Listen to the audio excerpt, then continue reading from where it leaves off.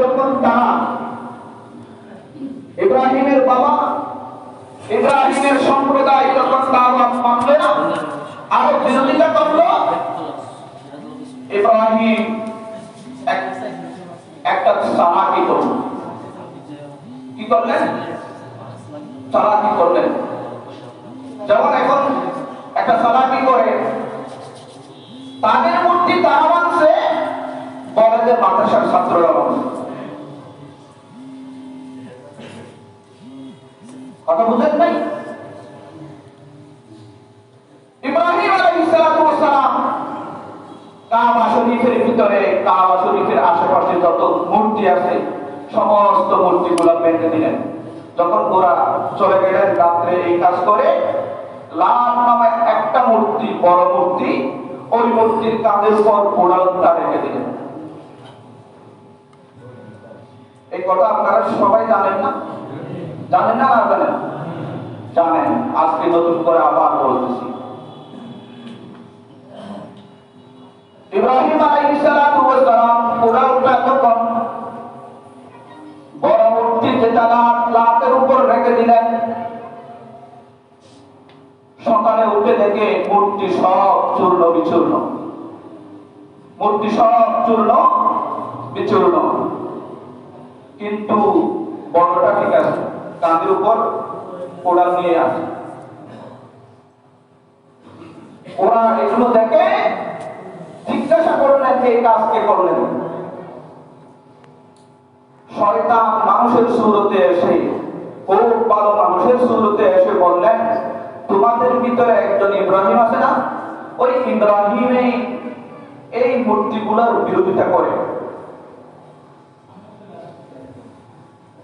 কে বললেন? যে কথাটা কে বললেন? যে কোরআন শরীফের আয়াত থেকে বলতেছি, এক লক্ষও বাহিরে যাচ্ছি না, এক শব্দও বাহিরে যাচ্ছি না। তখন মানুষ, বিশেষ করে নমরুদের সেনা সৈন্যরা বললেন যে ইব্রাহিমকে ডাকো। ইব্রাহিমকে ডাকা হলো। ডাকার পরে জিজ্ঞাসা করলেন, ইব্রাহিম তুমি নাকি আমাদের মূর্তিগুলা সব ভেঙে দিয়েছো, আমাদের মাবুদগুলা, আমাদের খোদাগুলা ভেঙে দিয়েছো? ইব্রাহিম আলাইহিস সালাম আমি বাকি নাই বলেন, বলেছে তোমাদের মধ্যে যিনি সবচাইতে বড় তিনি ভেঙেছে। বলেছে আমি বাকি নাই বলে নেই। কেন? এটা নবী, নবী মিথ্যা বলে না। নবী কি বলে না? মিথ্যা বলে না। নবীর ওয়ারিসরা মিথ্যা বলে না। নবীর ওয়ারিস হলো উলামায়ে কেরাম, আর উলামা ওয়ারাসাতুল আম্বিয়া, আলেম হলো প্রকৃত আলেম যারা, তারা নবীর ওয়ারিস। নবীর ওয়ারিস সাধারণ মানুষ নয়, তারাও নবীর ওয়ারিস মানে নবী কি সম্পত্তি দিয়েছে আমাদেরকে? দুটো জিনিস দিয়ে গিয়েছে, তারাক্তু ফীকুম আমরাইন লান তাদিল্লু মা তামাসসাকতুম বিহিমা কিতাবাল্লাহ ওয়া সুন্নাত রাসূলিল্লাহ। নবীর ওয়ারাসত কিতাবুল্লাহ। বলেন নবীর ওয়ারাসত কি? কিতাবুল্লাহ। কিতাবুল্লাহ ছিলেন? বলেন কিতাবুল্লাহ ছিলেন? যারা হাত উঠান্ত। আল্লাহু আকবার। কোরআনে কারীমের নাম হলো কিতাবুল্লাহ। নবীর ওয়ারিস যেই কিতাবুল্লাহ, দার্শনিকদেরকেই নবীর ওয়ারিস বলে। আল্লাহ পাক নবীর ওয়ারিসদের সম্মান আরো বাড়িয়ে দেন। আমিন। অনেকে মাথা নিচু করে হুজুরে আজকে কথা কেন বলে, আমি বলতেও রাজি না। আরে আপনার পরিচয় তো প্রথমে মুসলমান, আওয়ামী লীগ তো করে, বিএনপি তো করে, জামাত ইসলাম তো করে, আগে তো প্রথম কি ইব্রাহিম ইসলামের সন্তান নয় নাকি আপনি? তা আমি বলতেও দ্বিধা করতেছেন কেন? একটু কঠিন হয়ে যাচ্ছে কথা।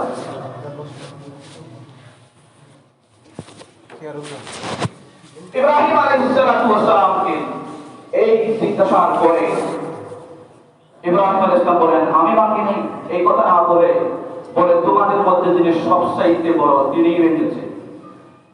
উনি বলেছেন সবচাইতে নবী হিসেবেও তিনি বড়।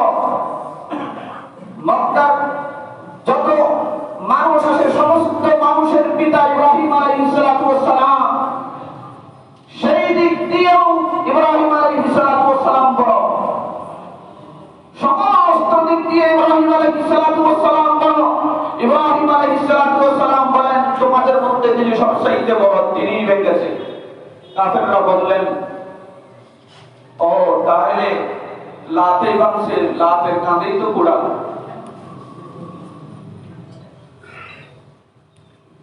ইব্রাহিম কি লাতে ভাঙছে বলছে না, নিজে ভাঙছে বলছে, কিন্তু বুঝে নাই কাফেররা।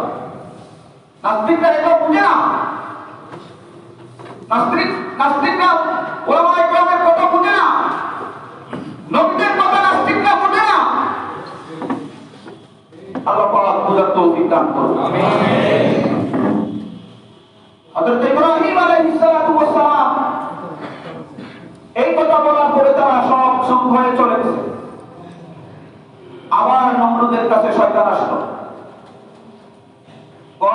এই কাজ ইব্রাহিম ছাড়া কেউ করে নাই।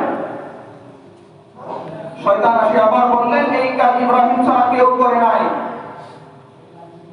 যেমন এখনো বলে এই কাজ মাদ্রাসার ছাত্র ছাড়া আর কেউ করে নাই, অথচ কারা করছে তারাই জানে। আল্লাহ পাক আমাদের বোঝার তৌফিক দান করুন। এরপরে ইব্রাহিম আলাইহিস সালামকে অনেক কষ্ট দিয়েছে। কষ্টের শেষ মাত্রা হলো, সর্বকঠিন কষ্টের মাত্রা হলো অনেক দিন আগুন জ্বালাইছে। একদিন দুই দিন নয়, অনেক দিন, অনেক লাকড়ি জ্বালানো হয়েছে। এরপরে অনেক দিন পরে ইব্রাহিমকে আগুনের মধ্যে নিক্ষেপ করবে। আচ্ছা, ইব্রাহিম কি সত্য বলেছে না মিথ্যা বলেছে? সত্য বলেছে। বিদায় নমরুদ ইব্রাহিমকে আগুনের মধ্যে জ্বালিয়ে দেয়। এখনো কোরআনের কথা যারা বলে তাদের জন্য মামলা হয়, তারা জেলে যায়, তারা জেলে এখনো আছে।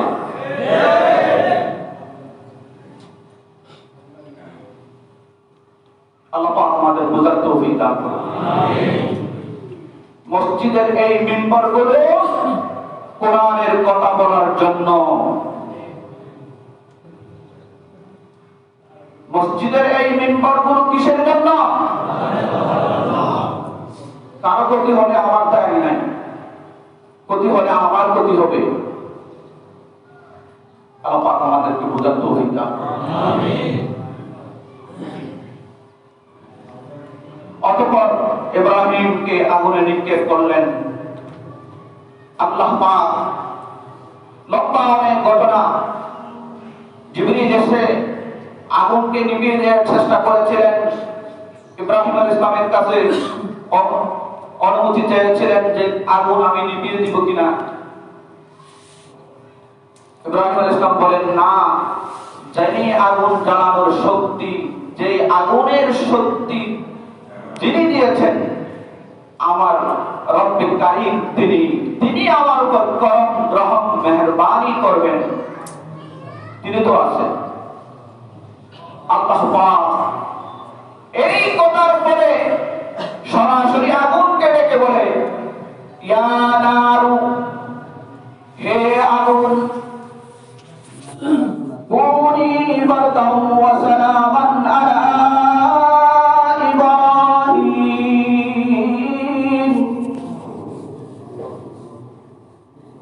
হে আগুন, ইব্রাহিমের উপরে ঠান্ডা হয়ে দাও। আবার এমন ঠান্ডা না যেই ঠান্ডার কারণে এখন আমরা যেমন সোয়েটার গায়ে দিই ওই রকম সোয়েটার গায়ে দিতে হবে, এমন ঠান্ডা।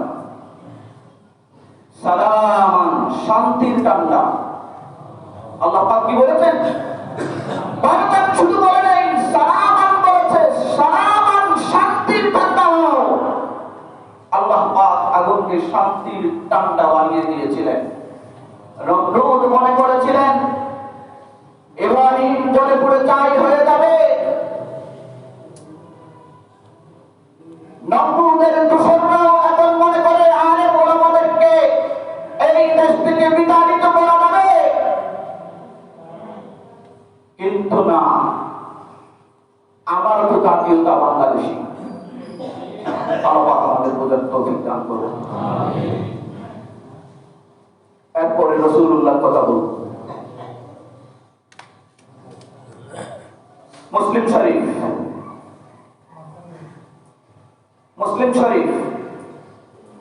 2133 নম্বর হাদিস।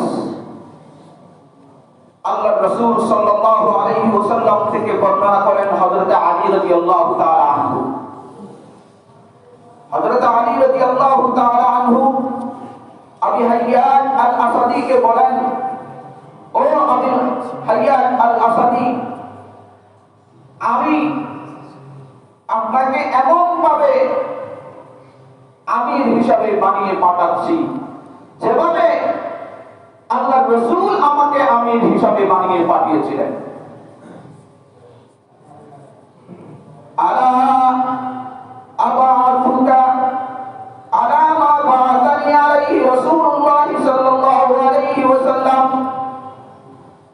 আমি আলীকে রাসূলুল্লাহ সাল্লাল্লাহু আলাইহি ওয়াসাল্লাম যেভাবে পাঠিয়েছিলেন আমিও আপনাকে এইভাবে পাঠাইতেছি।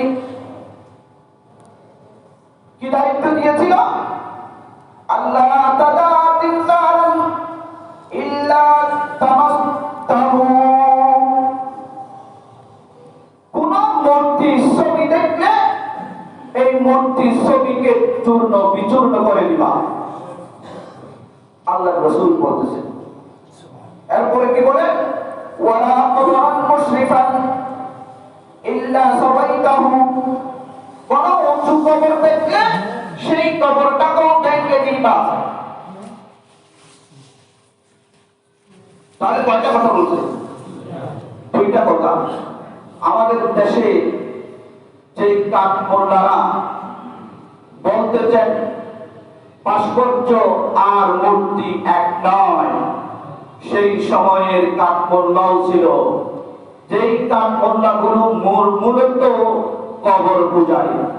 আল্লাহ রাসূল তাদেরকেই স্পষ্ট করে বলেছেন, মুসলিম শরীফের হাদিস 2133 নম্বর হাদিস, ও কবর পূজারী বড়ই মোল্লা, তোমাদেরকে আগেই আল্লাহ রাসূল হুঁশিয়ার করে দিয়েছিল যে কোন উঁচু কবর দেখলে সেটাও ভেঙে দিবা, সাথে সাথে কোন ছবি দেখলে বা ভাস্কর্য দেখলে সেটাও ভেঙে চুরমার করে দিবা। এটা কার কথা? কার কথা? নাকি আমার কথা? এরপরে আল্লাহ রাসূল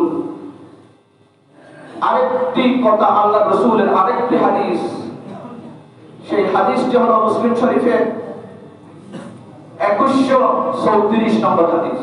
আগে বলেছি 2133, এখন বলতেছি 2134 নম্বর হাদিস। আল্লাহ রাসূল বলেন, আল্লাহ রাসূল থেকে আমর বিন আবসা বলেন, ইয়া রাসূলুল্লাহ, আল্লাহ আপনাকে কেন পাঠাইছেন? দেখেন প্রশ্ন দিকেন, আল্লাহ আপনাকে কেন পাঠাইছেন? আল্লাহ রাসূল থেকে জিজ্ঞাসা করলেন। তা আল্লাহ রাসূল উত্তর দেয়, আরসালাকা বিআইয়ি শাইইন আরসালাকা আল্লাহ, আল্লাহ আপনাকে কি জিনিস দিয়ে পাঠিয়েছেন? আল্লাহ রাসূল বলেন, ক্বালা বিসিলাতিল আরহাম, আত্মীয়তা ছিন্ন না করার জন্যই আমাকে পাঠিয়েছেন। এক নম্বর কথা। দুই নম্বর, ওয়া কাসরিল আওসান, মূর্তি ভেঙে চূর্ণ বিচূর্ণ করার জন্য আমি মুহাম্মদুর রাসূলুল্লাহকে আল্লাহ পাক পাঠিয়েছেন।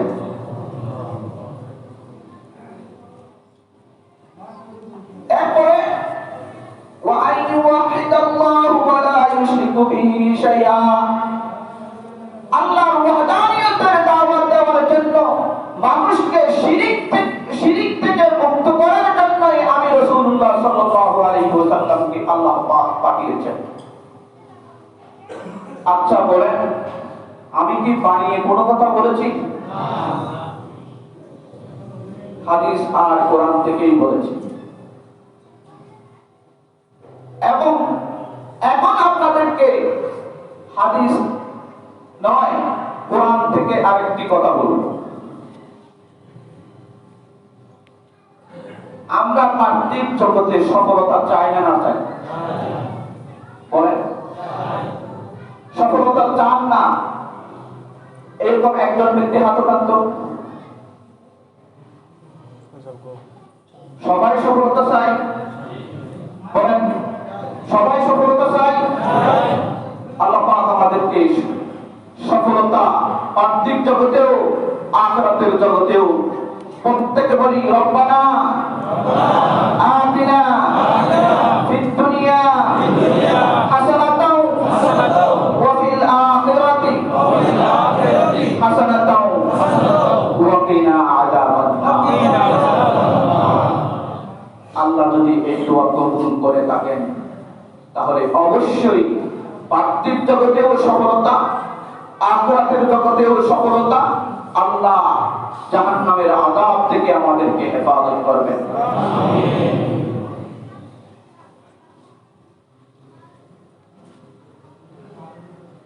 তাহলে সফলতার কথা বলবো। আল্লাহ পাক বলেন, ওয়া মান ইউকা শুরখা নাফসিহি ফাউলাইকা হুমুল মুফলিহুন। দেখেন, আমার কথা নয়, আল্লাহর কথা। আল্লাহ তাকে কৃপণতা থেকে বাঁচায়, সেই সফল। আল্লাহ কেমন করে বলছে দেখছেন? আল্লাহ তাকে কৃপণতা থেকে বাঁচায়, সেই সফল। কৃপণতা কাকে বলে জানেন? অল্প মেয়ের বিয়ে যখন দেয়, ছেলের যখন বিয়ে হয়, তখন বাবার পয়সা থাকলে খরচ করতে দ্বিধা করে না। দুদিন পর মেয়ে আর জামাই আলাদা হয়ে গিয়েছে, এরকম অহরহ ঘটনা আছে না? এটা কেন হয়েছে জানেন? ওখানে খরচ করা লাগতো 2 লাখ টাকা, আপনি খরচ করেছেন 7 লাখ টাকা। এই জন্য আল্লাহ এটা বরদাস্ত করে নাই, এই জন্য আপনার মেয়ে বিধবা হয়েছে। এরকম অনেক মানুষ আছে, আছে না নাই? অহরহ ঘটনা। কিন্তু তাকে যখন 1000 টাকা মসজিদে দাও বলি, তখন তার পকেটটা একেবারে ভারী হয়ে যায়, হাতটা লুগা হয়ে যায়। মানে তার মতো কৃপণ কেউ নাই। আল্লাহ তাদেরকে ডেকে বলে, ওয়া মান ইউকা শুহা নাফসিহি ফাউলাইকা হুমুল মুফলিহুন। তাকেই যারা মসজিদের কালেকশন করবেন, আপনারা উঠুন, তাকেই আল্লাহ এই কৃপণতা থেকে বাঁচায়, আল্লাহ তাদেরকেই সফলতা দিবে। কৃপণতা থেকে বাঁচতে রাজি আছি না নাই? আল্লাহ পাক আমাদের সবাইকে কবুল করুন। আমিন। তাহলে কথা শুনুন, মসজিদে